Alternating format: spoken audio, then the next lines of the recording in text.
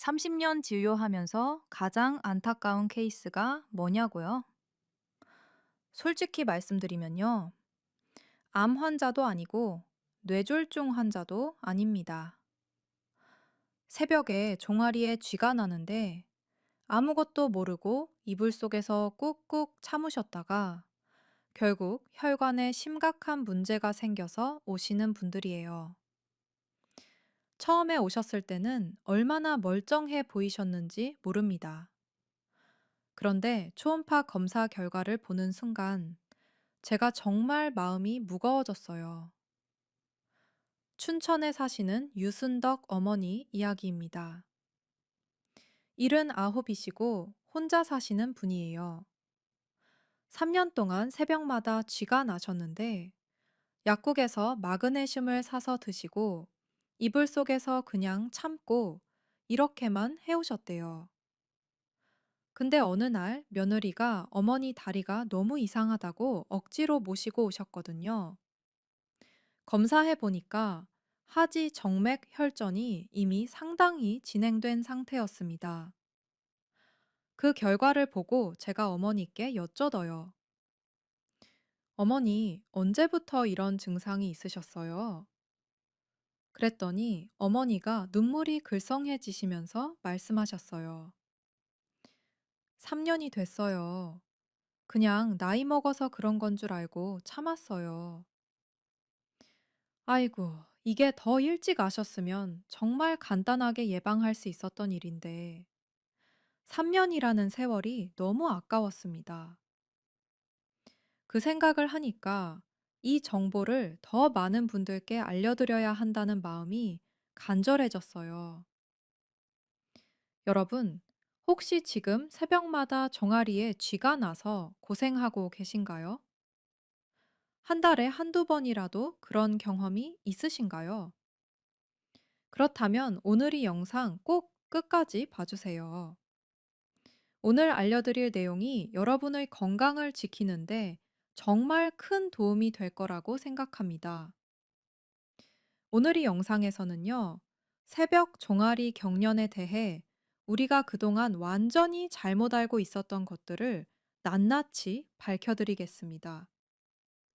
그리고 오늘 집에서 당장 시작하실 수 있는 예방법과 대처법까지 빠짐없이 알려드릴게요.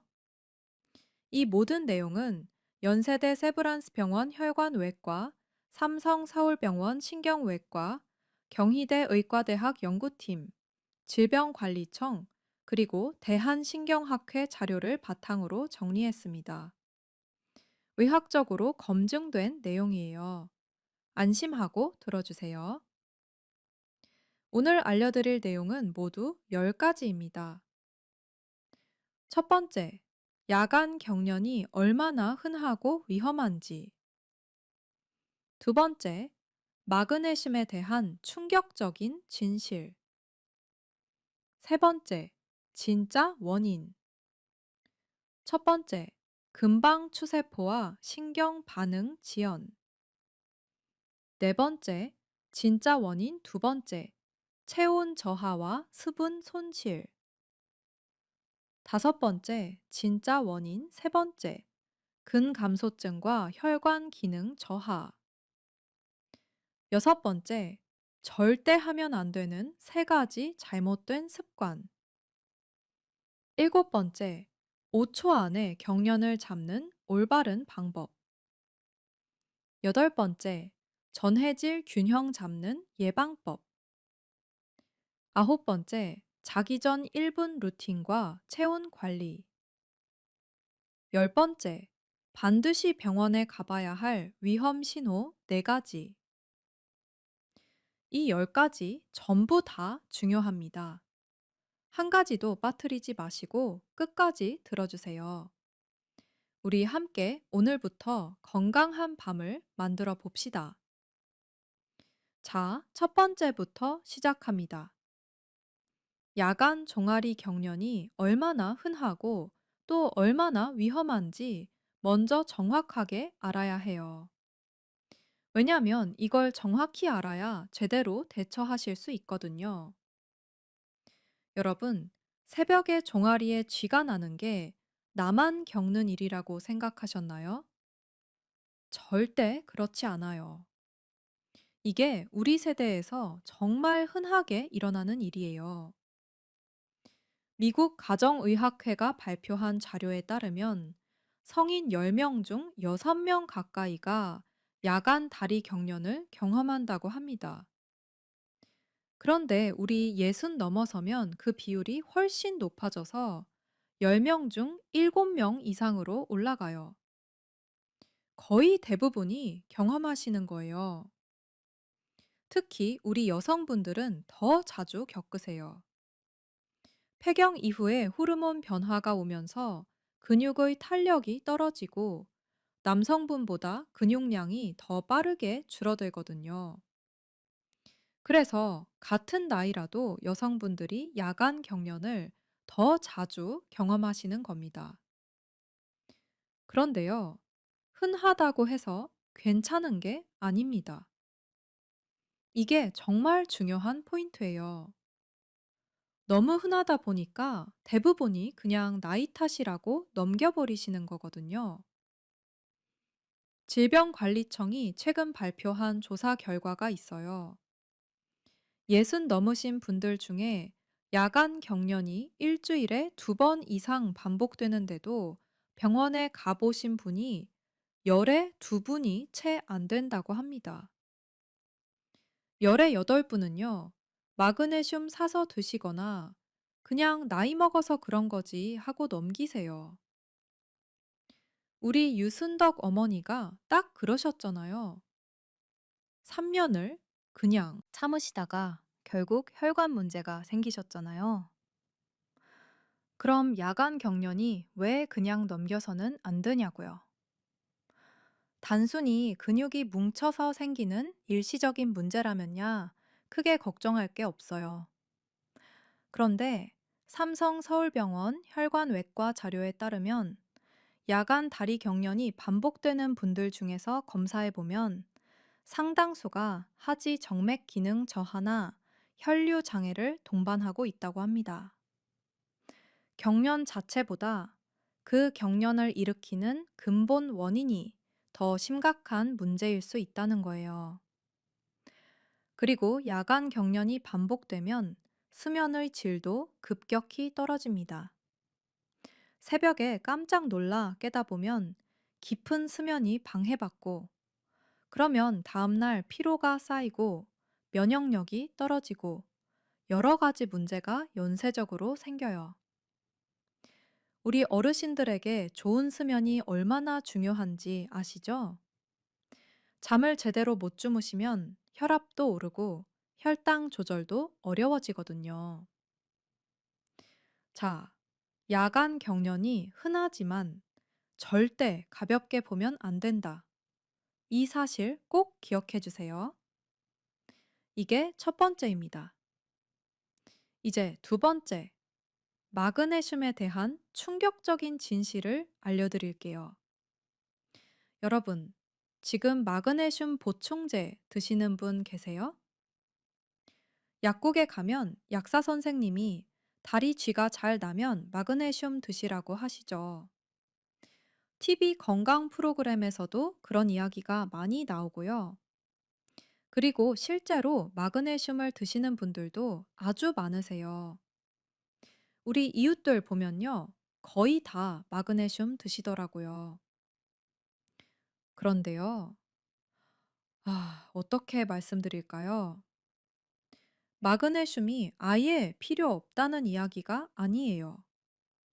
마그네슘이 근육 이완에 필요한 건 사실이에요. 그런데 문제는 마그네슘 부족이 주된 원인이 아닌 분들이 훨씬 더 많다는 거예요.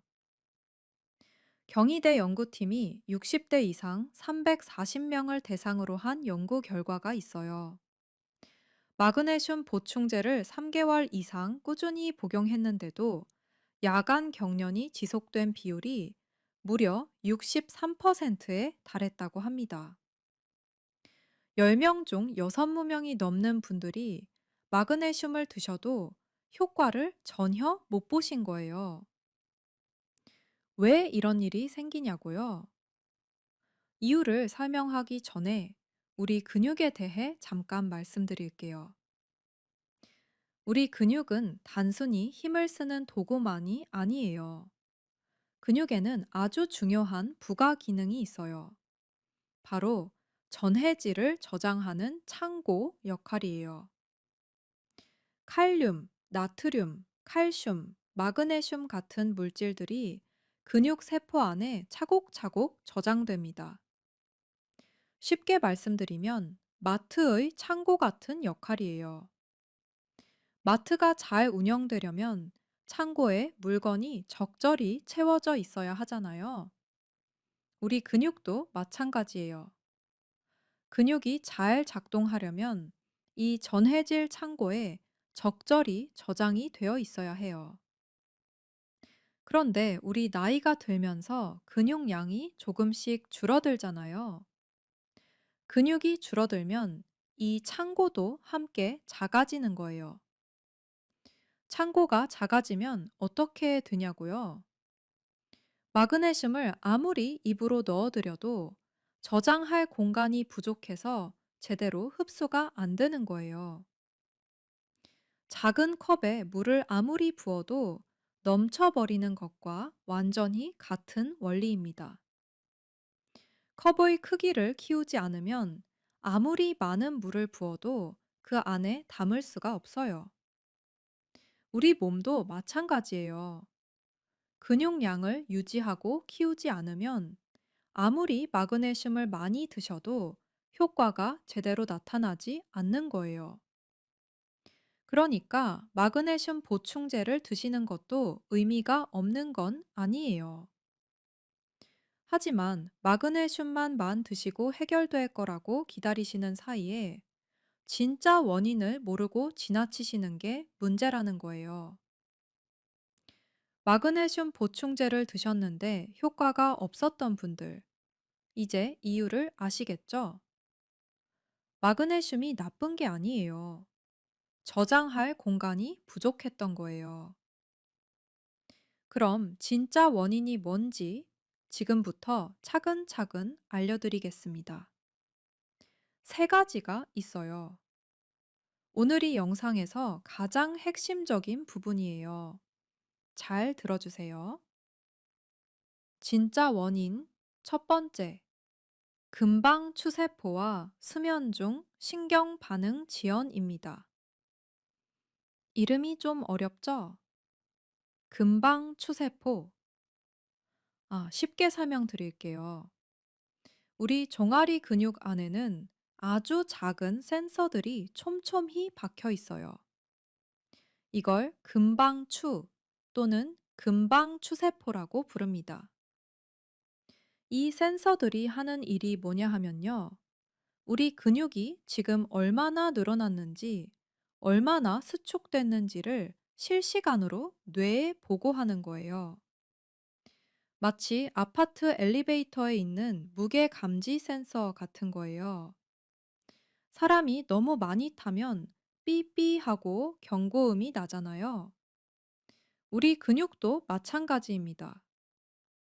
근육이 너무 수축되면 뇌한테 이제 이완하라고 신호를 보내요. 그런데 문제가 잠잘 때 생깁니다. 우리가 깊이 잠들면 이 센서 시스템의 반응 속도가 눈에 띄게 느려져요. 대한신경학회 자료에 따르면 수면 중에 근육 감각 신경의 반응 속도가 깨어 있을 때보다 약 25%에서 30% 가까이 떨어진다고 합니다. 그러니까 뇌가 경고 신호를 받는데 평소보다 훨씬 많은 시간이 걸리는 거예요. 왜 그러냐고요? 뇌가 수면 모드로 들어가면서 신경 신호를 처리하는 속도가 전반적으로 느려지거든요. 이건 아주 자연스러운 생리 반응이에요. 잠잘 때 뇌가 쉬어야 하니까요. 근데 이 자연스러운 반응이 우리한테 문제를 일으켜요.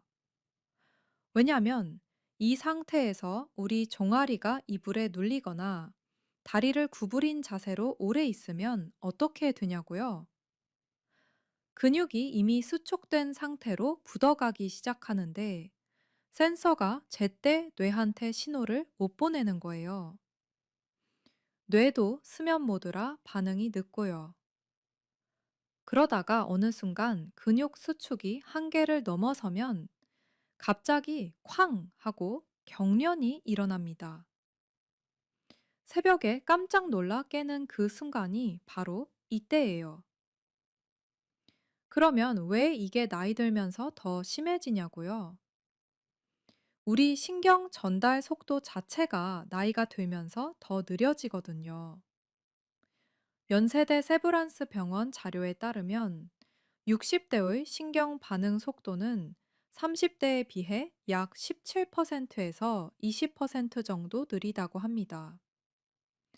그러니까 젊을 때는 괜찮다가 예순 넘어서부터 쥐가 갑자기 자주 나기 시작하는 게 바로 이 이유예요.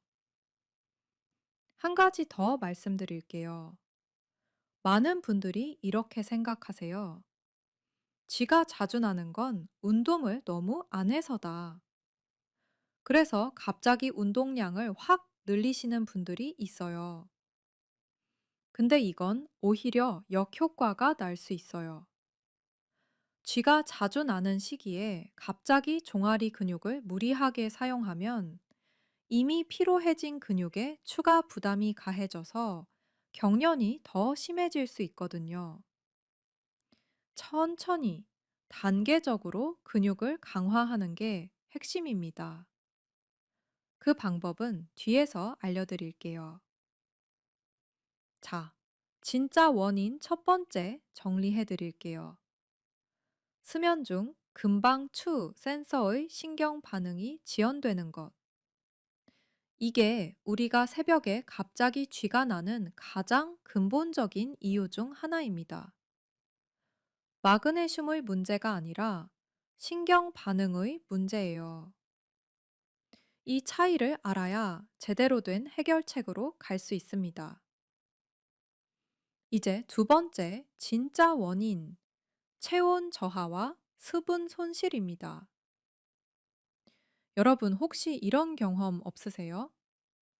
새벽 2시, 3시쯤 되면 이불 밖으로 발이 나와 있거나 다리가 서늘하게 느껴지는 거요.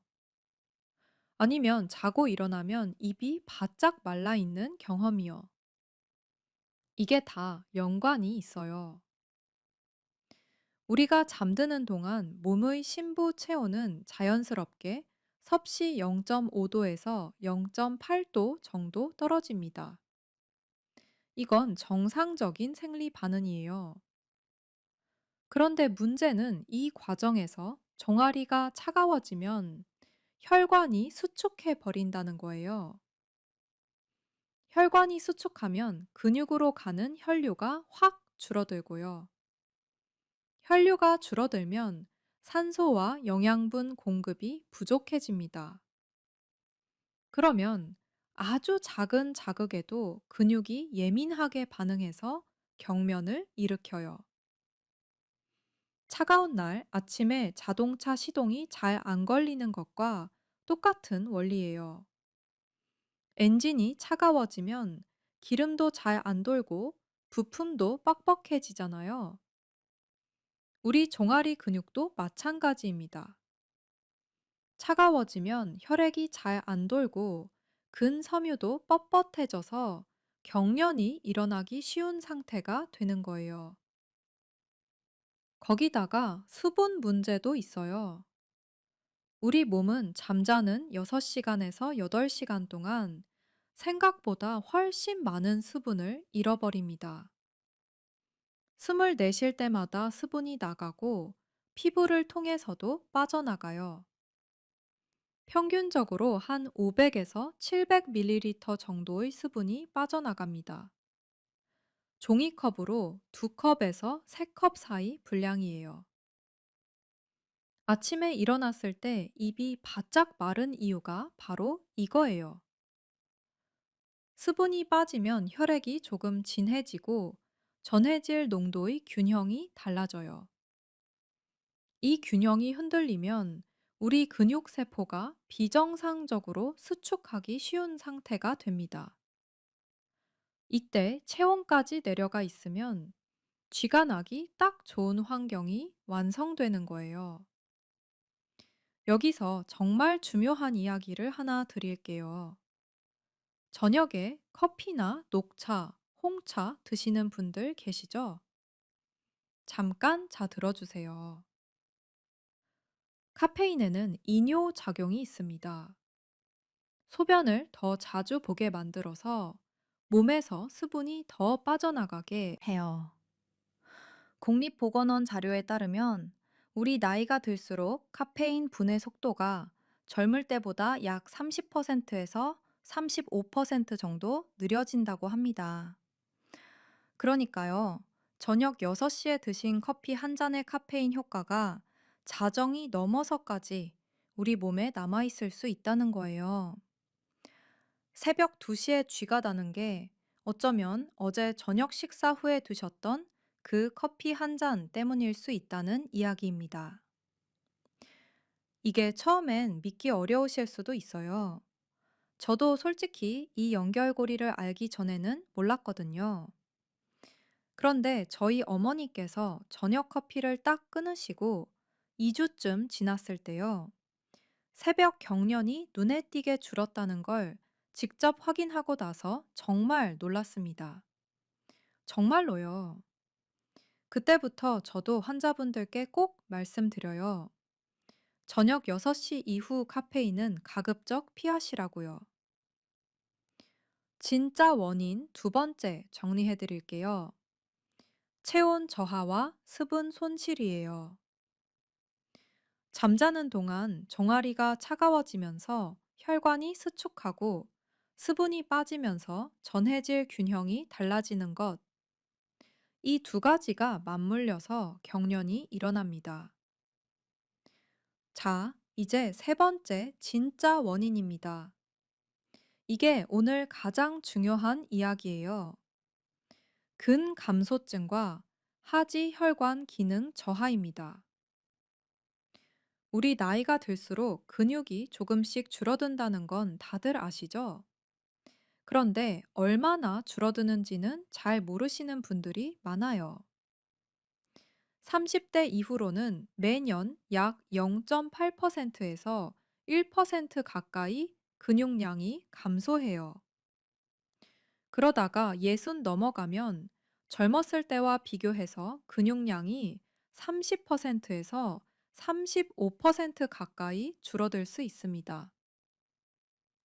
이게 왜 쥐와 연관이 있냐고요? 아, 이게 진짜 핵심이에요. 우리 근육은 단순히 움직임을 만드는 도구가 아닙니다. 근육은 우리 몸의 전해질 창고예요. 칼륨, 나트륨, 칼슘, 마그네슘 같은 물질들이 근육 세포 안에 저장돼요. 근육이 줄어들면이 창고도 작아지는 거예요. 창고가 작으면 전해질을 충분히 저장하지 못하고 조금만 수분이 빠져나가도 균형이 금방 무너집니다. 그래서 마그네슘을 아무리 드셔도 효과가 없는 분들이 생기는 거예요. 마그네슘을 드셨는데 저장할 근육 창고가 너무 작아서 제대로 흡수가 안 되는 겁니다. 이게 아까 말씀드린 그 이유예요. 근감소증 외에 하지 정맥 기능 저하도 빼놓을 수 없어요. 우리 다리에서 심장으로 피를 올려보내는 혈관이 있어요. 하지 정맥이라고 해요. 이 혈관이 나이가 들면서 탄력을 잃고 기능이 떨어집니다. 연세대 세브란스 병원 혈관외과 자료에 따르면 65 넘어가면 절반 가까이가 경미하거나 그 이상의 하지 정맥 기능 저하를 보인다고 해요. 절반이에요, 절반. 우리 주변 친구분 2명 중 1명은 하지 정맥에 문제가 있을 수 있다는 거잖아요. 하지 정맥 기능이 떨어지면 다리에서 피가 심장으로 올라가지 못하고 고여요. 피가 고이면 노폐물이 근육 주변에 쌓이고 근육이 산소와 영양분을 제대로 받지 못하게 됩니다. 이런 상태에서 밤에 체온까지 내려가면 쥐가 나기 딱 좋은 최악의 조건이 완성되는 거예요. 혹시 오후만 되면 다리가 묵직하고 퉁퉁 붓는 느낌 있으세요? 양말 자국이 깊게 남는다고요? 신발이 오전보다 오후에 더 조이는 것 같다고요. 이런 증상들이 하지 정맥 기능 저하의 신호일 수 있어요.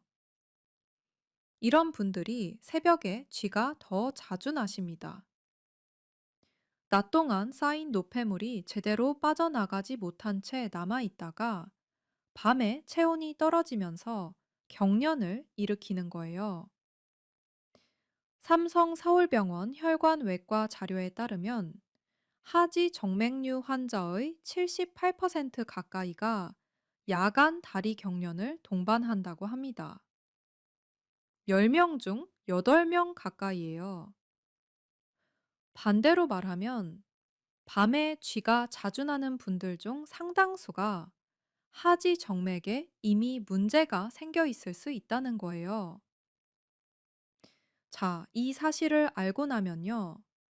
마그네슘을 석 달 드셨는데도 쥐가 계속 나신다면 이건 마그네슘의 문제가 아니라 우리 혈관과 근육의 근본적인 문제일 가능성이 높다는 걸 아실 수 있죠. 해결책도 달라야 하는 거예요. 진짜 원인 세 번째 정리해 드릴게요. 근감소증으로 전해질 창고가 작아진 것, 그리고 하지 혈관 기능이 떨어지면서 다리 혈뇨가 원활하지 않게 된 것. 이 두 가지가 쥐를 일으키는 세 번째 근본 원인이에요. 여러분, 여기서 잠깐 지금까지 말씀드린 내용을 정리해 드릴게요. 우리가 새벽에 종아리에 쥐가 나는 진짜 원인 세 가지를 말씀드렸습니다. 첫째, 수면 중 금방추 센서의 신경 반응이 느려지는 것. 우리 뇌가 수면 모드로 들어가면서 근육 수축 신호를 제때 처리하지 못하는 거예요. 둘째, 체온 저하와 수분 손실로 인한 전해질 균형 변화. 잠자는 동안 종아리가 차가워지고 수분이 빠지면서 생기는 문제예요. 셋째, 근감소증과 하지 혈관 기능 저하. 근육이 줄어들면서 전해질 창고가 작아지고 혈관 기능이 떨어지면서 혈류가 원활하지 않게 되는 것. 이 세 가지가 맞물려서 새벽에 경련이 일어납니다. 그러니까 마그네슘 하나만으로는 해결이 안 되는 거예요. 여기까지 잘 이해가 되셨죠? 아직 끝이 아닙니다. 지금부터가 더 중요해요. 우리가 지금까지 잘못해온 대처법과 올바른 해결책을 알려드릴게요. 계속 들어주세요. 자, 이제 우리가 쥐가 났을 때 절대 하면 안 되는 잘못된 습관들을 알려드릴게요. 이게 정말 중요합니다. 많은 분들이 지금도 이렇게 하고 계실 텐데, 이 습관들이 오히려 우리 몸을 더 망가뜨리고 있어요. 오늘 꼭 바꾸셔야 합니다. 잘못된 습관 첫 번째, 종아리를 있는 힘껏 주무르는 것입니다. 쥐가가 났을 때 손으로 꽉 잡고 세게 두드리거나 주무르시는 분들 정말 많으세요. 직관적으로는 뭉친 근육을 풀어주는 것 같으니까 그렇게 하시는 거잖아요. 그런데 이게 왜 위험하냐면요. 쥐가 나는 순간 우리 종아리 근육은 극도로 수축되어 있어요. 돌덩이처럼 단단해져 있고 그 안에서 혈관도 같이 눌려서 혈류가 거의 막힌 상태입니다. 이 상태에서 외부에서 강한 압력을 가하면 어떻게 될까요? 이미 짓눌려 있는 혈관과 미세한 근섬유에 추가 충격이 가해지는 거예요. 마치 이미 많이 눌린 스펀지를 더 세게 누르는 것과 같아요. 스펀지가 복원되려면 압력을 빼야 하는데 계속 더 세게 누르면 아예 망가져 버리잖아요. 우리 혈관도 마찬가지예요. 이미 수축해서 좁아진 혈관에 추가 압력까지 가하면 정말 좋지 않은 결과가 나타날 수 있어요. 한 번, 두 번이면 몰라도 이런 일이 매주 두세 번씩 몇 달, 몇 년 반복되면 말이죠. 미세 출혈이나 염증이 쌓이기 시작합니다. 특히 당뇨가 있으시거나 혈압약을 드시는 분들, 피가 맑아지는 약, 즉 항혈전제를 복용 중이신 분들은 더더욱 위험해요. 이런 분들은 아주 작은 자극에도 혈관이 쉽게 손상될 수 있거든요. 연세대 세브란스 병원 혈관외과 의료진 말씀에 따르면 반복적인 강한 자극은 정맥혈관 벽에 염증을 유발할 수 있고 심한 경우 혈전 형성으로 이어질 위험이 있다고 합니다. 혈전이 뭐냐 하면요. 혈관 안에 피가 굳어서 덩어리가 생기는 거예요. 이 덩어리가 혈관을 막거나 떨어져서 심장이나 폐로 가면 정말 위험한 상황이 올 수 있습니다. 우리 유순덕 어머니가 딱 이런 케이스셨어요. 3년 동안 새벽마다 쥐가 날 때마다 있는 힘껏 주무르셨거든요. 그 반복된 자극이 결국 혈관에 문제를 만든 거예요. 다행히 조기에 발견해서 치료받으셨지만 더 방치하셨으면 훨씬 심각한 상황이 됐을 거예요. 잘못된 습관 두 번째, 발가락을 확 잡아당기는 것입니다. 발가락을 몸쪽으로 당기면 쥐가 풀린다는 이야기 많이 들으셨죠? 이 방법 자체는 맞아요. 그런데 문제는요, 통증에 놀라서 무의식적으로 너무 세게, 너무 빠르게 확 잡아당기시는 거예요. 잠이 덜 깬 상태에서 힘 조절이 안 되잖아요. 그냥 확 당겨버리시는 분들 정말 많아요. 저도 예전에 그랬습니다. 아, 그때 생각하면 지금도 아찔해요. 이렇게 하면 어떻게 되냐면요. 이미 극도로 긴장되어 있는 아킬레스건과 종아리 근육에 갑작스러운 충격이 가해집니다. 종아리 근육은 오랫동안 수축된 상태였기 때문에 갑자기 반대 방향으로 세게 당기면 근섬유가 미세하게 찢어질 위험이 있어요. 심하면 아킬레스건 파열로 이어지기도 해요. 우리 예순 넘어서 특히 골다공증이 있으시거나 근육량이 많이 줄어드신 분들은 더욱더 조심하셔야 합니다. 뼈와 힘줄이 젊을 때보다 훨씬 약해져 있거든요. 갑작스러운 충격에 쉽게 손상돼요. 그럼 발가락을 당기면 안 되는 거냐고요? 절대 아니에요. 당기는 건 맞는데 세게 확 당기는 게 아니라 천천히 부드럽게 당겨야 해요. 1초 만에 쑥 당기면 안 되고요. 5초 이상 천천히 체중을 이용해서 늘려주는 방식으로 해야 합니다. 속도가 핵심이에요. 잘못된 습관 세 번째. 이불 속에서 그냥 참고 버티는 것입니다. 아, 이게 우리 가족 여러분이 제일 많이 하시는 실수예요. 옆에 주무시는 가족에게 폐가 될까봐 일어나기 귀찮아서 아니면 그냥 참으면 풀리겠지 싶어서요. 근데 이 습관이 왜 위험하냐면요. 이불 속에 누워 있으면 종아리 근육이 계속 수축된 자세 그대로 있게 됩니다. 늘려줘야 풀리는데 오히려 더 오래 굳어 있는 거예요. 그러면 처음엔 2, 3분이면 풀리던 쥐가 나중엔 5분, 10분이 가도 안 풀려요. 근육이 더 굳어지고 혈류도 더 막혀서 악순환이 생깁니다. 이렇게 오래 참으면 다음날 종아리가 하루 종일 욱신거리시죠? 그게 바로 미세한 근섬유 손상이 생긴 거예요. 한 번, 두 번씩 이런 손상이 쌓이면 나중엔 일상적인 걷기도 불편해지실 수 있어요. 발목을 빙빙 돌리시는 분들도 계신데요. 이것도 경련이 진행 중일 때는 좋지 않아요. 경련 중에는 한 방향으로 부드럽게 늘려주는 게 맞습니다. 빙빙 돌리는 건 쥐가 완전히 풀린 다음에 하세요. 자, 정리해 드릴게요. 쥐가 났을 때 절대 하지 말아야 할 세 가지. 손으로 세게 주무르지 말기. 발가락 확 잡아당기지 말기.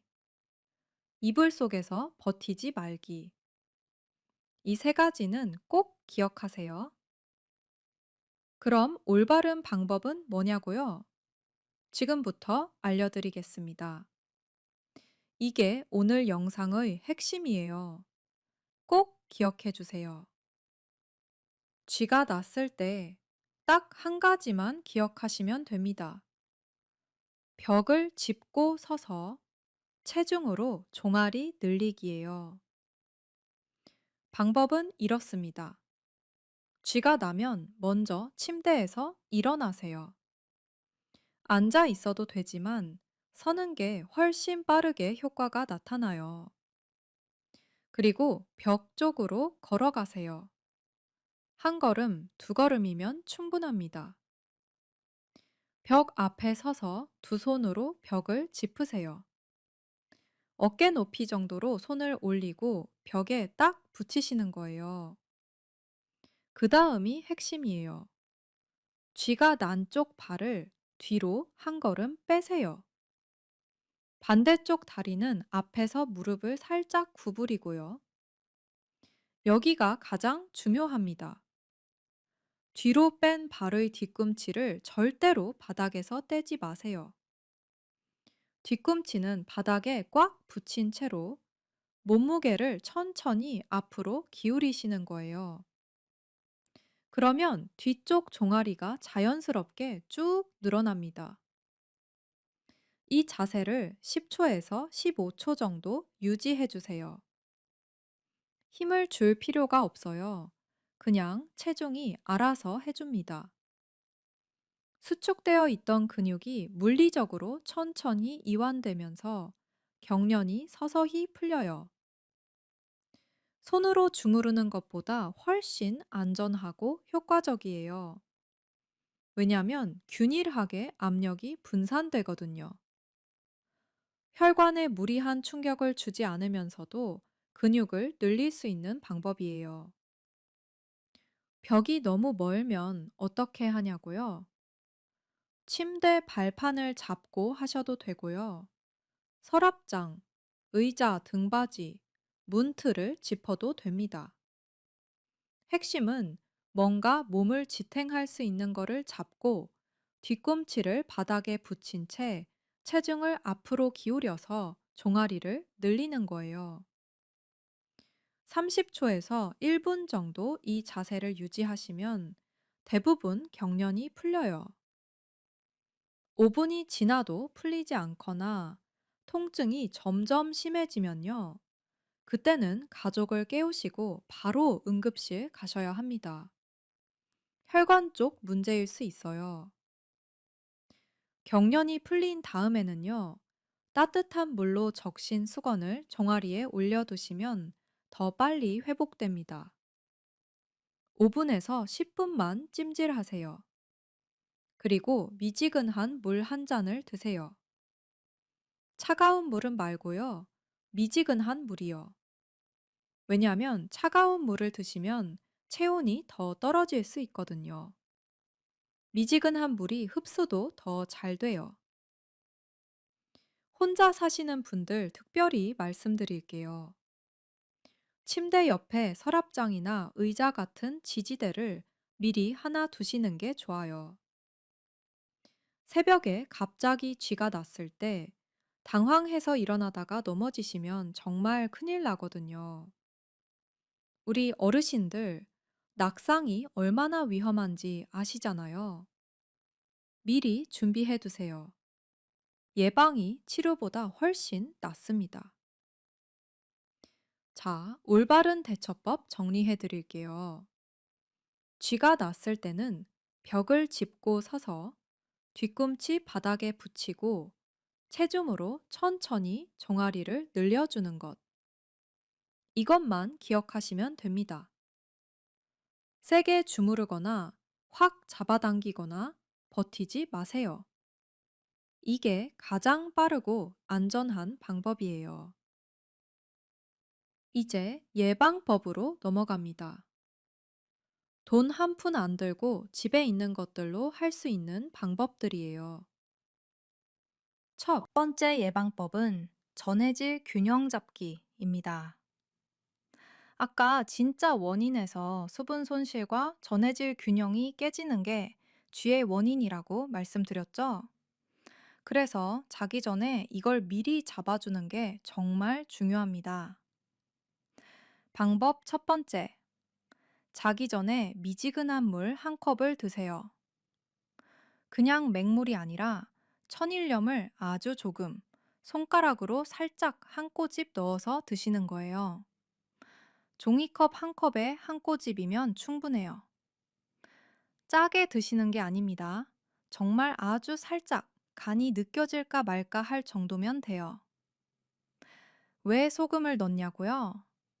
그냥 맹물만 드시면 소변으로 금방 빠져나가거든요. 세포 안으로 흡수가 잘 안 돼요. 소금의 나트륨이 수분을 세포 안으로 끌어들이는 역할을 해줍니다. 그래서 훨씬 오래 깊이 수분이 유지돼요. 이게 생리식염수의 원리와 비슷해요. 병원에서 수액 맞을 때 생리식염수 쓰는 것도 같은 이유거든요. 주의하실 게 있어요. 고혈압이 있으신 분들, 신장이 좋지 않으신 분들은 소금량을 더 줄이시거나 담당 선생님께 먼저 여쭤보세요. 그리고 한 번에 너무 많이 마시지 마세요. 한 컵이면 충분합니다. 두 컵, 세 컵 드시면 새벽에 화장실 가시느라 오히려 잠을 못 주무실 수 있어요. 방법 두 번째. 저녁에 바나나 반 개를 드세요. 바나나에는 칼륨이 풍부해요. 칼륨은 우리 근육세포 안과 밖에 전기적 균형을 잡아주는 핵심 전해질입니다. 이 균형이 잘 맞아야 근육이 제대로 이완되고 경련이 줄어들어요. 저녁 식사 후에 과일로 드시거나 자기 두세 시간 전에 드시면 딱 좋아요. 신장 기능이 떨어지신 분들은 칼륨 섭취를 함부로 늘리시면 안 돼요. 혈액 속 칼륨이 너무 높아지면 심장에 무리가 올 수 있거든요. 이런 분들은 반드시 담당 선생님께 여쭤보시고 결정하세요. 당뇨가 있으시면 바나나 대신 방울토마토 대여섯 개나 키위 반 개 정도가 좋아요. 칼륨 공급원이면서 혈당에도 부담이 덜해요. 방법 세 번째. 저녁 6시 이후에는 카페인 들어간 음료를 피하세요. 커피, 녹차, 홍차, 홍삼차 일부까지요. 카페인의 이뇨작용 때문에 수분이 더 빠져나가거든요. 커피 대신 뭘 드시면 좋냐고요? 따뜻한 보리차나 미지근한 물 혹은 우유를 따뜻하게 데워서 반 컵 정도가 좋아요. 우유에는 칼슘과 트립토판이 있어서 근육 이완에도 도움이 되고 잠도 더 편안하게 주무실 수 있어요. 우유가 불편하신 분들은 따뜻한 두유도 괜찮습니다. 전해질 균형 잡는 방법 정리해 드릴게요. 자기 전에 미지근한 물 한 컵에 소금 한 꼬집, 저녁에 바나나 반 개, 저녁 6시 이후 카페인 금지. 이 세 가지만 꾸준히 지키셔도 우리 몸의 전해질 균형이 훨씬 잘 유지됩니다. 집에 있는 것들로 다 할 수 있고 돈도 거의 안 들어요. 우리가 자식들한테 짐 지우지 않으려면 이런 작은 것들을 꾸준히 실천하는 게 정말 중요합니다. 잠깐요. 제가 방금 중요한 내용을 하나 빠뜨린 것 같아요. 아, 이게 정말 많은 분들이 궁금해 하시는 부분이거든요. 왜 어떤 날은 쥐가 안 나고 어떤 날은 유독 심하냐고요. 이유가 있어요. 오늘 이것도 꼭 설명드릴게요. 야간 경련이 더 심해지는 날의 패턴이 있어요. 크게 네 가지 상황에서 더 자주, 더 심하게 경련이 일어납니다. 첫 번째, 낮에 평소보다 많이 걸으셨거나 서 계셨던 날이에요. 예를 들면 장 보러 오래 걸어 다니셨거나 가족 행사에서 오래 서 계셨거나 절이나 성당, 교회에 다녀오셨거나 한 날이요.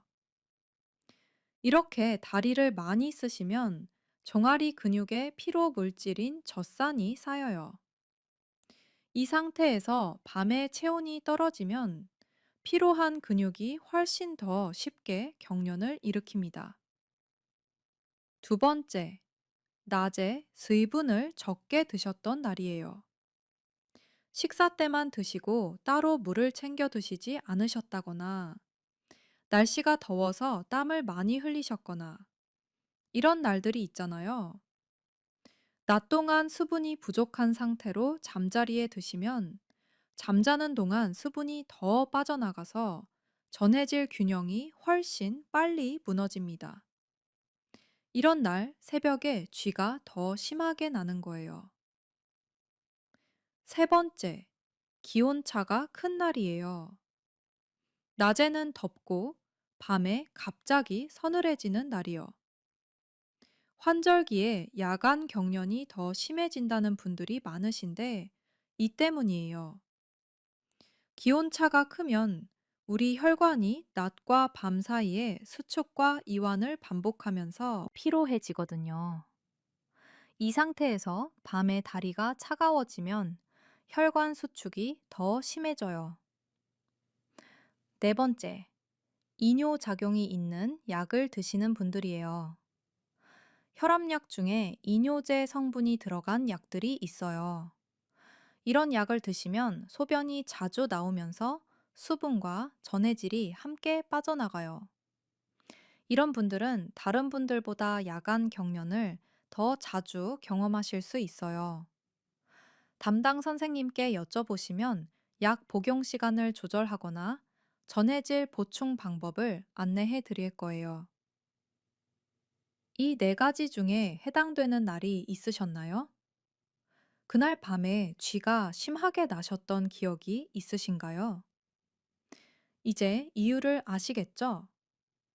자, 그러면 이 날들에는 어떻게 해야 하냐고요? 평소 예방법을 더 철저히 지키시면 됩니다. 많이 걸으신 날이나 땀을 많이 흘리신 날에는 저녁에 바나나를 꼭 드시고 자기 전에 소금 탄 미지근한 물도 꼭 드세요. 기온차가 큰 날에는 따뜻한 양말을 반드시 신고 주무시고요. 그리고 이 날들에는 자기 전 스트레칭을 1분이 아니라 2분에서 3분 정도로 조금 더 해주시면 좋아요. 피로한 근육을 더 충분히 풀어주는 거예요. 자, 이어서 하나 더 말씀드릴게요. 우리 수면 자세에 대한 이야기입니다. 이게 야간 경련과 밀접하게 연관이 있거든요. 여러분, 주로 어떤 자세로 주무세요? 옆으로 주무시는 분들이 많으시죠? 옆으로 주무실 때 다리를 구부린 자세, 무릎을 가슴 쪽으로 당긴 자세 있잖아요. 이게 사실 야간 경련을 유발하기 쉬운 자세예요. 왜냐하면 이 자세에서는 종아리 근육이 수축된 상태로 오래 있거든요. 센서가 느린 수면 중에 이 상태가 오래 지속되면 경련이 일어나기 쉬워요. 그렇다고 자세를 완전히 바꾸기가 쉽지 않으시죠? 저도 알아요. 수십 년을 그 자세로 주무셨는데 하루아침에 바꾸긴 어렵잖아요. 대신 이렇게 해보세요. 옆으로 주무실 때 무릎 사이에 쿠션이나 베개를 하나 끼우시는 거예요. 이렇게 하면 다리가 완전히 구부러지지 않고 조금 펴진 상태를 유지할 수 있어요. 종아리 근육이 수축된 상태로 오래 있는 걸 어느 정도 막아줄 수 있거든요. 침대 발 부분을 조금 높게 하시는 것도 도움이 돼요. 발 아래에 작은 쿠션이나 접은 담요를 하나 두시는 거예요. 이렇게 하면 다리 전체가 심장보다 조금 높아져서 혈액이 심장으로 더 쉽게 돌아올 수 있어요. 하지 정맥 기능이 떨어지신 분들에게 특히 도움이 됩니다. 그리고 이불 무게도 확인해 보세요. 너무 무거운 이불은 종아리를 눌러서 경련을 유발할 수 있거든요. 특히 발과 종아리 부분의 이불이 너무 꽉 눌리면 좋지 않아요. 가벼운 이불을 쓰시거나 발 부분 이불이 너무 팽팽하게 당겨지지 않도록 여유롭게 해주세요. 이어서 낮 시간 운동에 대해서도 말씀드릴게요. 쥐가 자주 나는 분들께는 종아리 근육을 천천히 강화하는 운동이 정말 중요해요. 근육량이 유지되어야 전해질 창고가 유지되고 혈액순환도 좋아지거든요. 근육이 혈액을 심장으로 올려보내는 펌프 역할도 하거든요. 그런데 여기서 주의하실 게 있어요. 쥐가 나는 분들은 갑자기 강도 높은 운동을 시작하시면 안 돼요. 아까도 말씀드렸지만 피로한 근육에 갑자기 무리한 자극을 주면 오히려 역효과가 납니다. 천천히 시작하시는 게 맞아요. 가장 쉬운 방법이 하루 20분에서 30분 정도의 평지 걷기예요. 무리하지 않고 편안하게 걸으시는 거예요. 이것만 해도 종아리 근육을 자극하고 하지 정맥 혈류를 개선하는 데 도움이 됩니다. 그리고 앉아서 할 수 있는 운동도 있어요. 의자에 앉으신 채로 뒤꿈치를 들었다 내렸다 하는 운동이에요. 한 번 할 때 천천히 올리고 천천히 내리고 이걸 10번에서 15번씩 하루에 3번 정도 하시면 좋아요. TV 보시면서도 하실 수 있어요. 이 운동이 종아리 근육을 자극하고 하지 정맥의 혈액을 심장으로 올려보내는데 도움이 됩니다. 오래 앉아 계시거나 오래 서 계실 때도 틈틈이 발목을 움직여 주세요. 위아래로 올렸다 내렸다, 굽혔다 폈다 해주시면 혈액이 정체되지 않아요. 국민건강보험공단 건강통계에 따르면 규칙적인 걷기기 운동을 하루 30분씩 6개월 이상 꾸준히 한 60대 이상 분들에서 야간 다리 경련 발생 빈도가 그렇지 않은 분들보다 약 43% 낮게 나타났다고 합니다. 운동 하나로 경련을 절반 가까이 줄일 수 있다는 거예요. 여러분, 우리 세대가 얼마나 강한 분들인지 아시잖아요. 가난하고 힘든 시절에도 살아오셨고, 자식들 키우느라 당신 몸은 피로하셨잖아요. 이제 그 건강을 조금씩 되찾을 때예요. 어렵지 않아요. 하루 20분만 걸으세요. 그것만으로도 정말 많이 달라집니다. 한 분을 더 소개해 드릴게요. 장순옥 어머니 이야기예요. 청주에 사시는 72살 어머니인데요. 10년 가까이 고혈압으로 혈압약을 드시고 계셨어요. 그런데 3년 전부터 새벽마다 쥐가 나기 시작하셨대요. 처음에는 한 달에 서너 번이었는데 점점 잦아지더니 나중에는 거의 매일 밤이 되셨어요. 마그네슘 드시고 주물러도 보시고 별별 방법을 다 써보셨는데 전혀 나아지지 않으셨거든요. 그러다가 담당 선생님께 말씀드리셨더니 혈압약 중에 이뇨제 성분이 있는 걸 드시고 계신 거라 전해질이 많이 빠져나가고 있을 수 있다고 하셨대요. 약 복용 시간을 저녁에서 아침으로 바꾸고 자기 전에 미지근한 물에 소금 한 꼬집 타서 드시기 시작했어요. 그리고 저녁에 바나나 반 개와 함께 자기 전 스트레칭 1분. 이렇게 딱 한 달을 해보셨는데요. 새벽 경련이 거의 없어지셨다고 해요. 정말이요. 어머니가 얼마나 기뻐하셨는지 3년 만에 처음으로 밤새 한 번도 안 깨고 주무셨다고 우시면서 전화하셨대요. 여러분, 이 이야기가 남의 이야기가 아니에요. 혈압약 드시는 분들 정말 많으시잖아요. 혹시 약 성분에 이뇨제가 들어있는지 한번 확인해 보시거나 담당 선생님께 여쭤보세요. 약 복용 시간 하나만 바꿔도 이렇게 달라질 수 있거든요. 자, 이어서 마그네슘을 드시는 분들을 위해 조금 더 말씀드릴게요.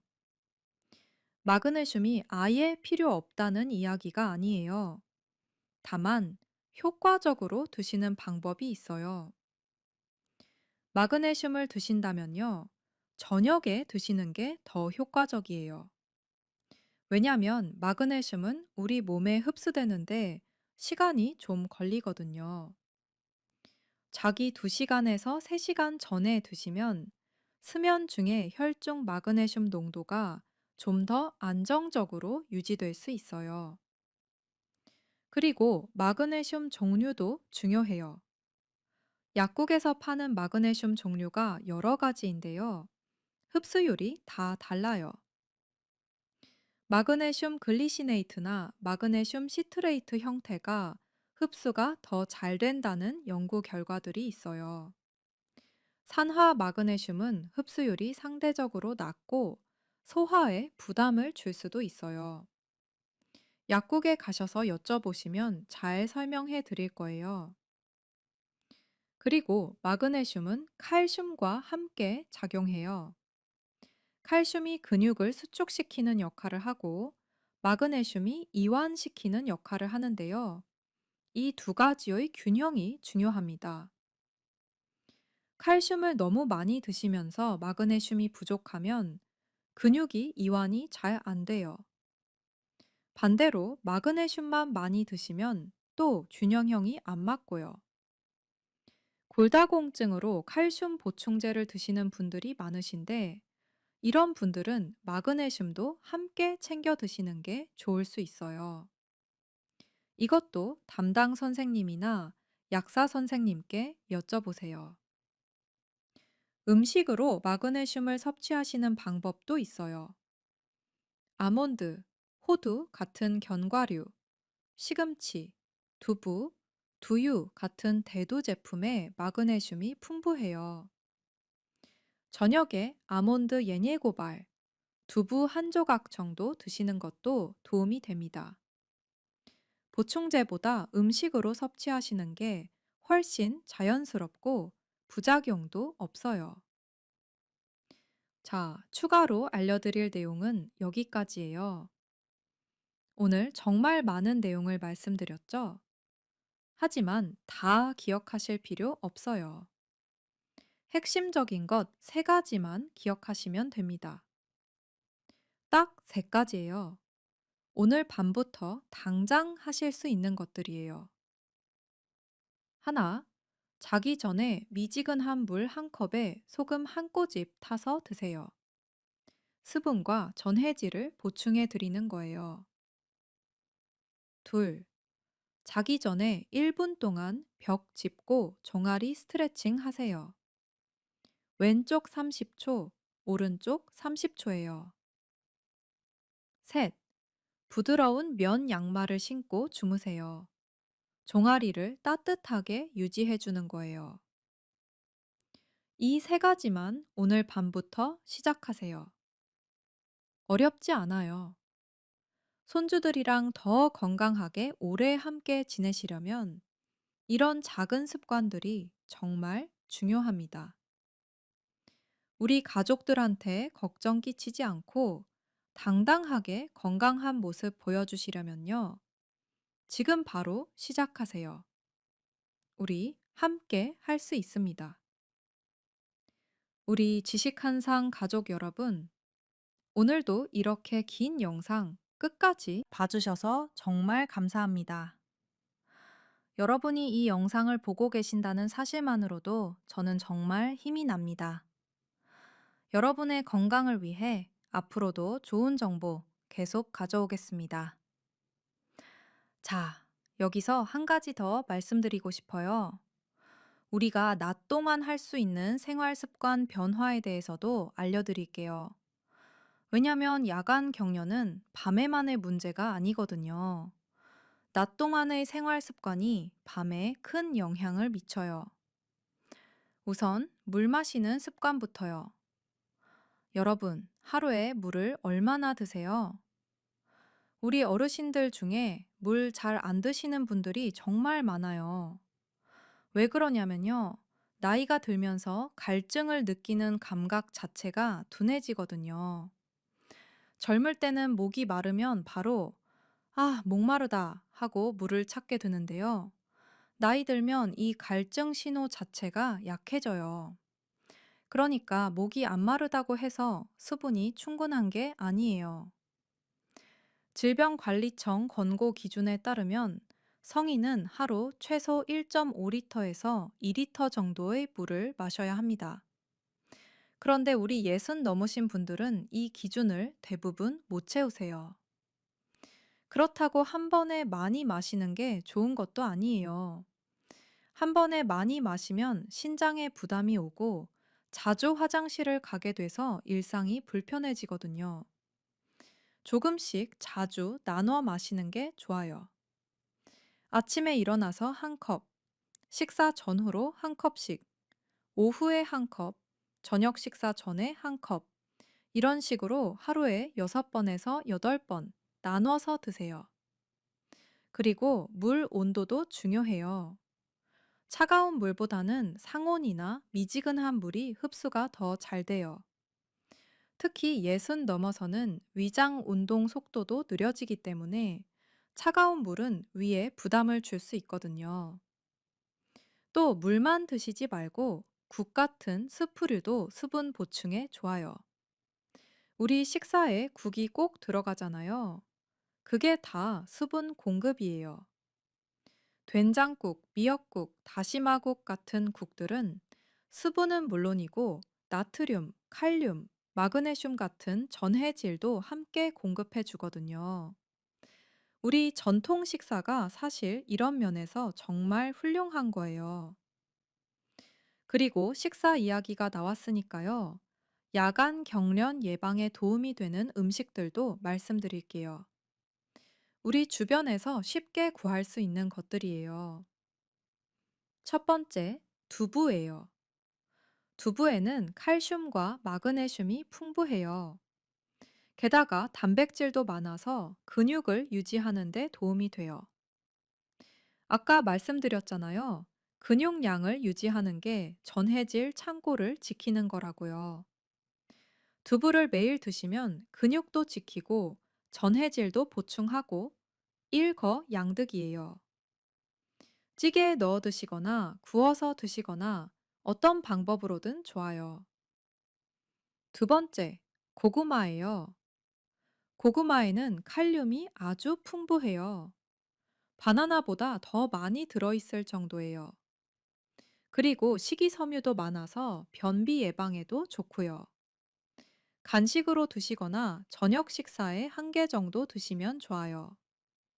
단 당뇨가 있으신 분들은 양을 조금 줄여서 드세요. 세 번째, 콩류예요. 검은 콩, 강낭콩, 완두콩 같은 콩들에 마그네슘과 칼륨이 풍부해요. 잡곡밥에 콩을 넣어 드시거나 콩 자반으로 드시거나 두유로 드셔도 좋아요. 네 번째, 해조류예요. 미역, 다시마, 김 같은 해조류에는 마그네슘과 칼슘이 풍부해요. 미역국을 자주 드시는 우리 문화가 사실 건강에 정말 좋은 거예요.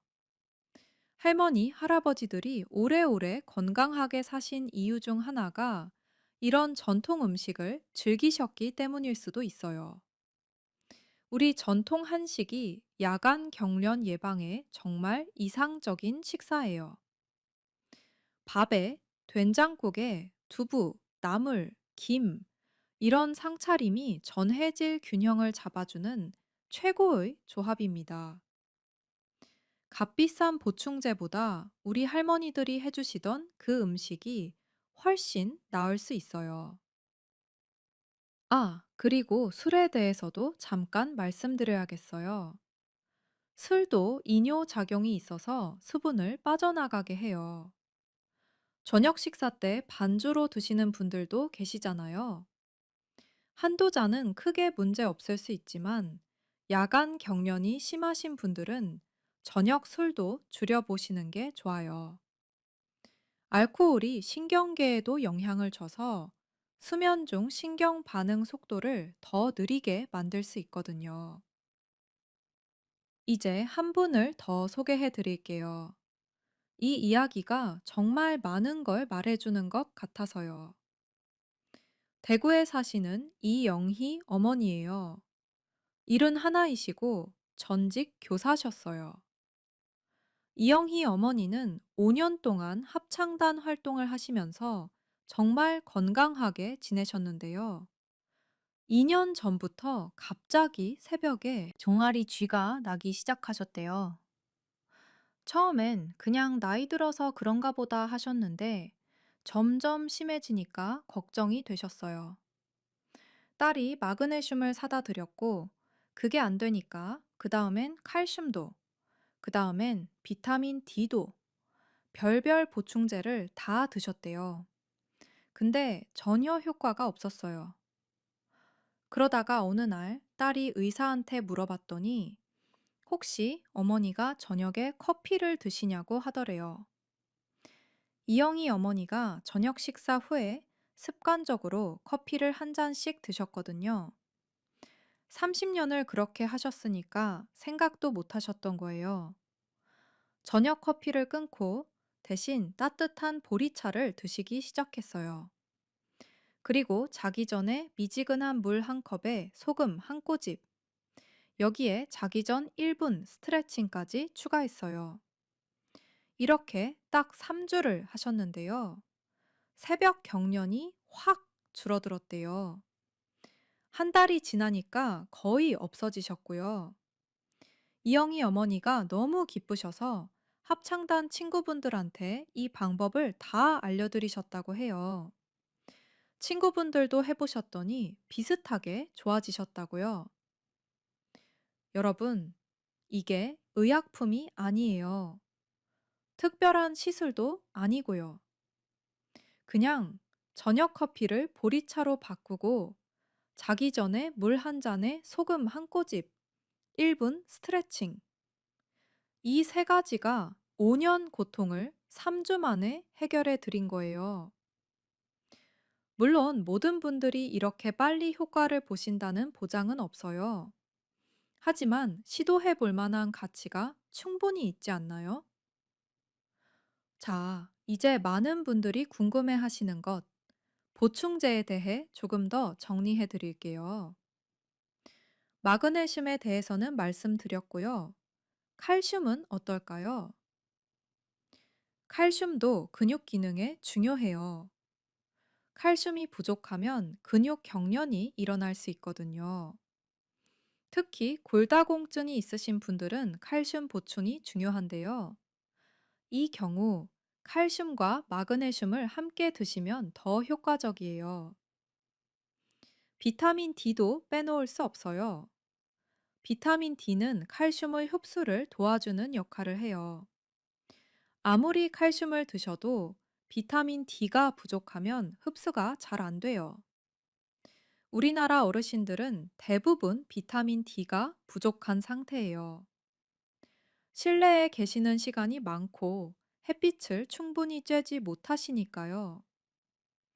질병관리청 자료에 따르면 우리나라 60대 이상 분들의 73% 이상이 비타민 D 결핍이나 부족 상태라고 합니다. 보충제로 드시는 방법도 있고 햇빛을 쬐시는 방법도 있어요. 하루에 15분에서 20분 정도 팔과 다리를 드러내고 햇빛을 쬐시면 비타민 D가 합성돼요. 오전 10시에서 오후 3시 사이가 가장 좋아요.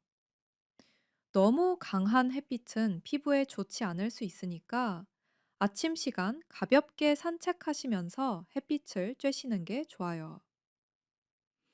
자, 한 가지 더요. 수면 환경에 대한 이야기입니다. 우리가 잠자는 환경도 야간 경련에 영향을 미쳐요. 침실 온도가 너무 낮으면 종아리가 더 빨리 차가워지거든요. 겨울철에는 침실 온도를 18도에서 20도 정도로 유지하시는 게 좋아요. 여름에 에어컨 트실 때는 너무 낮게 트시지 말고 26도에서 27도 정도로 설정하시는 게 좋습니다. 그리고 에어컨 바람이 직접 몸에 닿지 않도록 방향을 조절하시거나 선풍기를 간접적으로 트시는 게 좋아요. 찬바람이 직접 종아리에 닿으면 혈관 수축이 더 심하게 일어날 수 있거든요. 매트리스도 중요해요. 너무 푹신한 매트리스는 몸이 깊게 파묻혀서 다리 자세가 불안정해질 수 있어요. 너무 딱딱한 것도 좋지 않고요. 몸이 자연스러운 곡선을 유지할 수 있을 정도의 탄성이 있는 매트리스가 좋아요. 만약 매트리스를 바꾸기 어려우시면 등허리나 다리 부분에 얇은 쿠션을 받쳐보시는 것도 방법이에요. 베개도 너무 높지 않게 하시는 게 좋아요. 베개가 너무 높으면 목이 과도하게 구부러지고 그게 척추 전체에 영향을 미쳐서 다리 신경에도 영향을 줄 수 있거든요. 자, 이 모든 내용을 하나씩 다 기억하시기 어려우실 수 있어요. 그래서 제가 오늘 하루 루틴으로 정리해 드릴게요. 이대로만 하시면 됩니다. 아침에 일어나시면 먼저 미지근한 물 한 컵 드세요. 이건 수면 중 빠져나간 수분을 보충하는 거예요. 아침 식사는 두부나 콩이 들어간 된장국과 함께. 오전에 15분에서 20분 정도 햇빛을 쬐면서 가볍게 걸으세요. 오후에는 물을 틈틈이 나눠 마시시고요. 앉아서 일하시거나 TV 보실 때 뒤꿈치를 들었다 내렸다 하는 운동을 조금씩 하세요. 저녁 식사는 고구마나 미역국, 해조류 반찬과 함께. 저녁 6시 이후에는 커피 대신 보리차나 따뜻한 물, 저녁 식사 후에 바나나 반 개, 자기 전에 미지근한 물 한 컵에 소금 한 꼬집, 벽 짚고 종아리 스트레칭 1분, 그리고 부드러운 양말 신고 주무세요. 이게 전부예요. 어떠세요? 어렵지 않죠? 특별한 기구도 필요 없고 비싼 약도 필요 없어요. 집에 있는 것들로 다 할 수 있어요. 우리 세대 어르신들은 이런 거 하나하나 꾸준히 실천하는 데 있어서 정말 강하신 분들이에요. 한번 결심하시면 끝까지 해내시잖아요.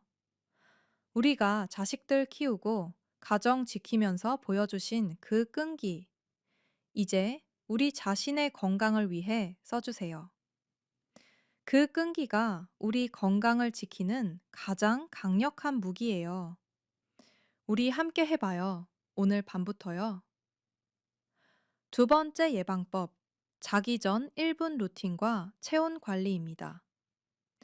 이건 잠자는 동안 우리 종아리가 수축되고 차가워지는 걸 막아주는 방법이에요.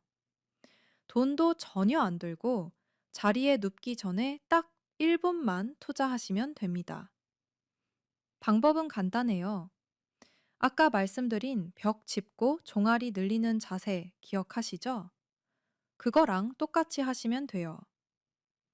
벽 앞에 서서 두 손으로 벽을 짚고 한쪽 발을 뒤로 빼고 뒤꿈치를 바닥에 붙인 채로 앞으로 몸을 천천히 기울여 주세요. 왼쪽 30초, 오른쪽 30초. 딱 1분이에요. 경희대 연구팀이 60 넘으신 분들 120명을 대상으로 한 연구 결과가 있어요. 자기 전 1분 종아리 스트레칭을 6주 동안 꾸준히 한 그룹에서 야간 경련 횟수가 약 59% 가까이 줄어들었다고 합니다. 절반 이상이 줄어든 거예요. 그것도 한 푼도 안 들고 하루에 딱 1분 투자해서요. 여러분, 이거 정말 대단한 숫자잖아요. 약도 아니고 돈도 안 드는데 6주 만에 경련이 절반 이상 줄어든다고요? 이걸 안 하실 이유가 없잖아요. 거기에 추가로 발바닥 자극도 해주시면 더 좋아요. 바닥이나 침대에 앉으신 다음에 테니스 공이나 골프 공을 발바닥 밑에 놓고 지그지 굴려주세요. 발바닥에는 혈액순환과 연결된 자극점들이 많이 모여 있거든요.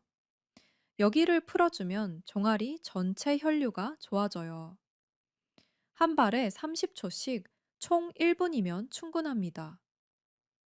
공이 없으시면 주먹을 쥐고 발바닥을 지그지 눌러도 됩니다.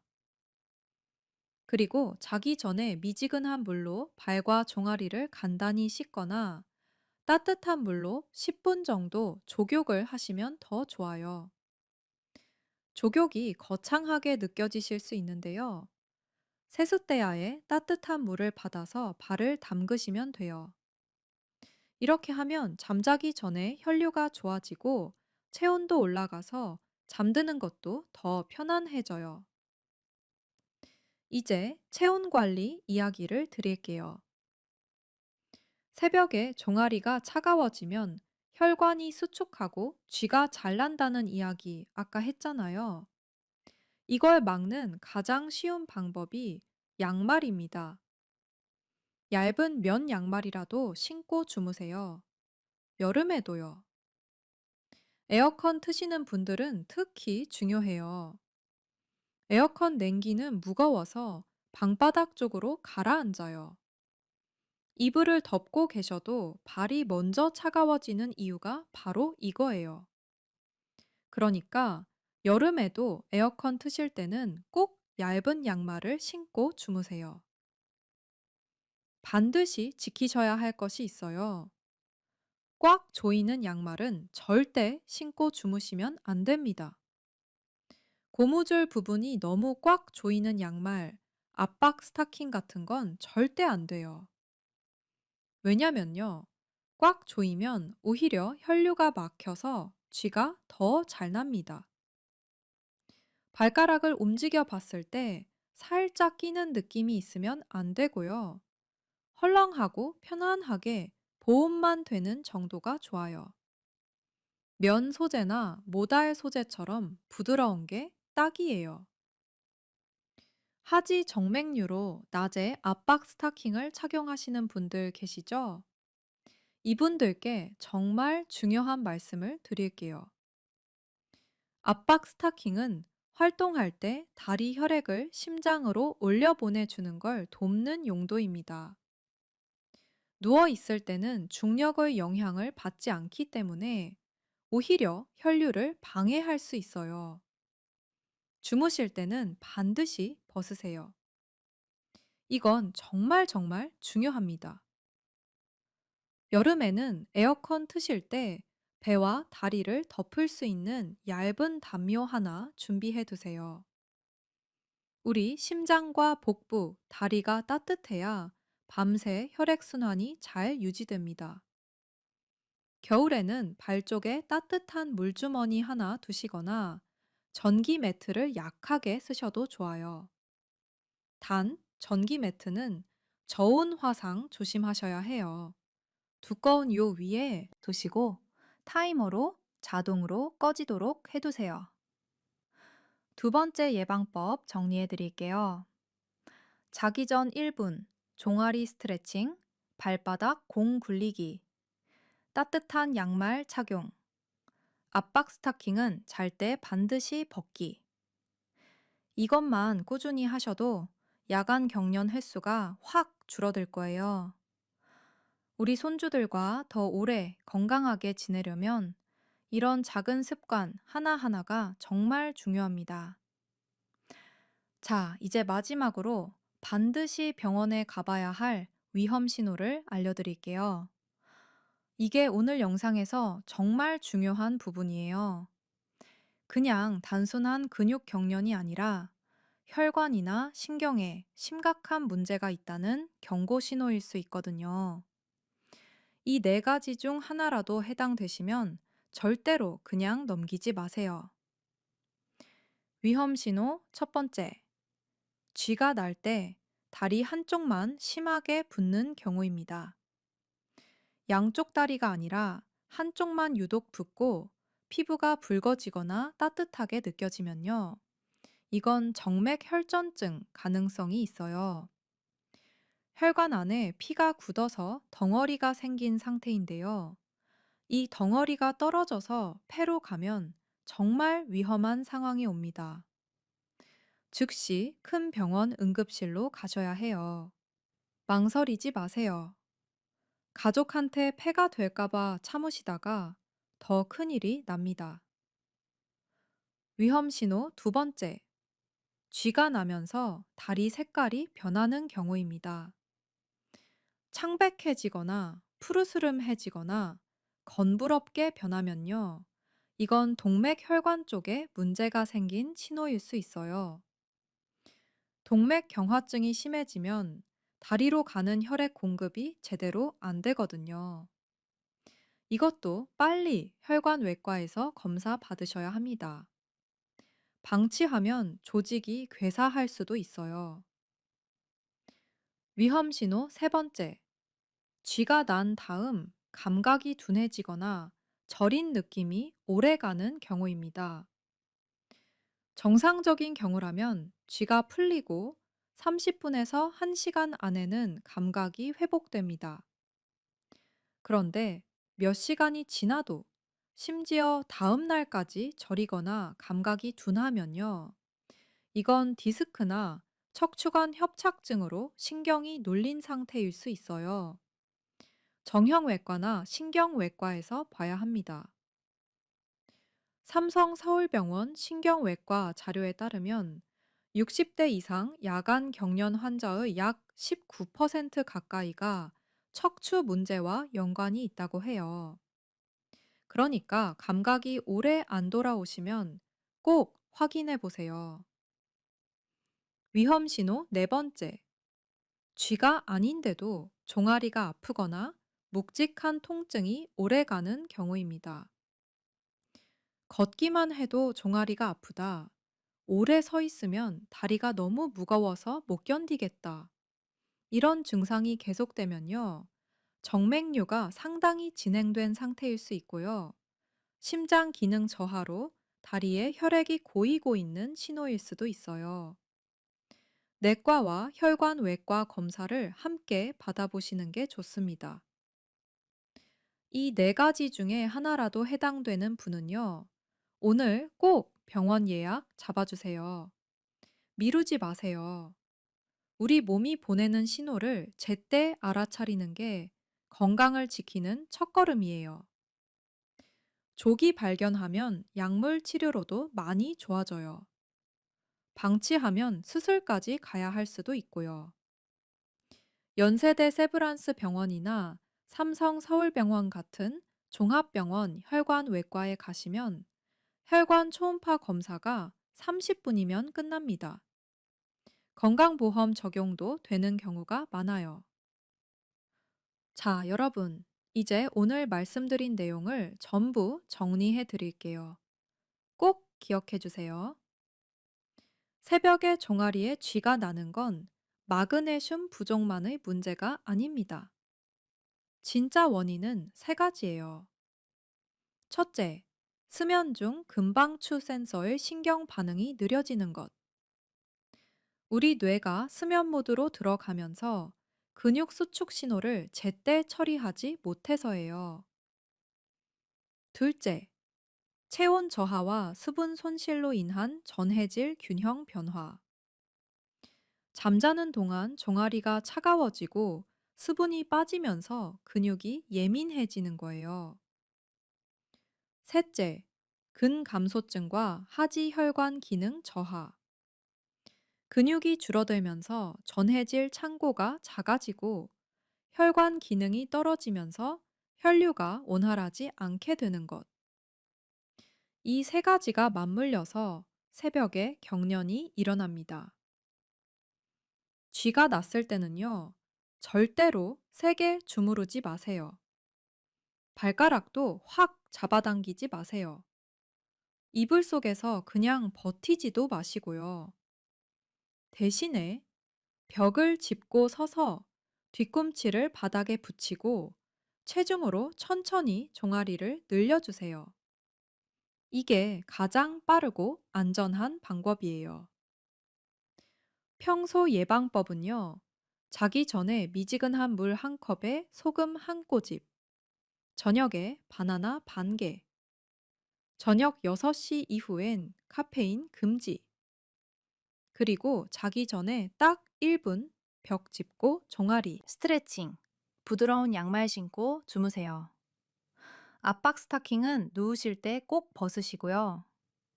위험 신호 4가지도 꼭 기억해 주세요. 한쪽 다리만 심하게 붓거나, 다리 색깔이 변하거나, 쥐난 다음 감각이 오래 둔해지거나, 쥐가 아닌데 종아리 통증이 계속되면 바로 병원 가세요. 망설이지 마세요. 여러분, 오늘 이 영상을 여기까지 보셨다는 건요. 그만큼 건강에 관심이 많으신 분이라는 거예요. 참 대단하고 고마우신 분입니다. 우리 손주들과 더 오래 함께 뛰어놀려면, 우리 자식들한테 걱정 끼치지 않으려면, 우리 몸 하나 제대로 챙겨야 해요. 그 시작이 바로 오늘 밤부터예요. 오늘 말씀드린 것들 어렵지 않아요. 집에 있는 거로 다 할 수 있는 것들이에요. 자기 전 1분 스트레칭, 미지근한 물 한 컵, 부드러운 양말 하나.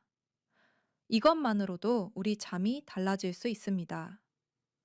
우리 함께 오늘부터 건강한 밤을 만들어요. 오늘 이 영상이 도움이 되셨다면 좋아요 버튼 한번 눌러주시고 구독도 부탁드립니다. 더 많은 분들께 이런 건강 정보를 계속 전해드리고 싶어서요. 댓글에 여러분의 경험이나 궁금한 점도 남겨주시면 다음 영상에서 꼭 다뤄드리겠습니다. 새벽마다 종아리 때문에 고생하시는 가족이 계시면 이 영상 공유도 한번 부탁드려요. 아는 것과 모르는 것의 차이가 이렇게 건강을 바꿀 수 있거든요. 여러분의 건강, 제가 지키겠습니다.